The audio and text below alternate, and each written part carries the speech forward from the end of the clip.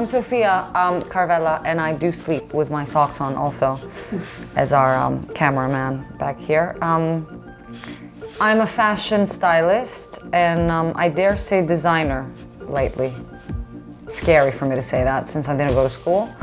And you know, I started by sort of destroying existing t-shirts, which I started selling to Sarah Jessica Parker, actually, because at the time I was assisting Patricia Field for Sex and the City, the second movie. And I think I was so stressed out that, you know, what I was doing is just like, you know, using my hands to do stuff, and I wasn't very good at making things, so I started destroying things, which I was always, you know, very good at doing. And then I started making money from that. So, you know, hooray.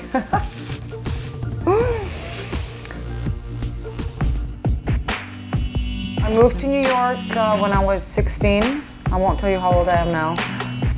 No, like 13 years ago, to study acting, which I did, and then I kind of tried that out for a bit, but it didn't go so well for me. You know, I did a show that aired in Greece. I'm Greek.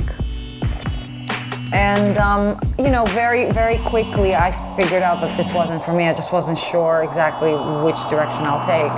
And then, you know, Patricia Field was a dear friend, and I asked her to take me on as an assistant, which she denied. She said, you can maybe intern, which is what I did for like a year. And I worked at her store, and then I showed up. I assisted because, you know, I was there, but I mean, I showed up for shoots and I learned a lot, and saw clothes, folded a lot of clothes, unpacked a lot of clothes. You know, I watched her work, and I think that's where I kind of learned a little bit about the business and met a few people that eventually I worked with separately. And that's just how I kept showing up. I think in New York, if you keep showing up and you know what you love, things are there, things are happening. I started my work in the magazines. I styled for like Interview magazine and Nylon and Love Cat, which is sitting right here. Love Cat was a lot of where I did most of my work, being that I was their fashion director. We all started together, the two boys, Prince and Jacob, they started it, the founders of the magazine. And we all just kind of shot. I'm smiling because it was done so quickly. Like in 2 weeks, we shot the whole issue. It was summer, we were exhausted. It was just me. There was no budget, but there was love for fashion and for the magazine and for that beginning. And I mean, we were all just kind of in it together. And I mean, believe me, when it was happening, I couldn't see the beauty in it because I was just so tired, because I had to we would shoot like 20 girls in 3 days. So for me, it was, I can't see any, I don't know what else, you know, I don't know what I'm doing, I don't know what I'm putting together. But it came together really nicely, you know, I'm proud of the work that I did there. And now it's become galore.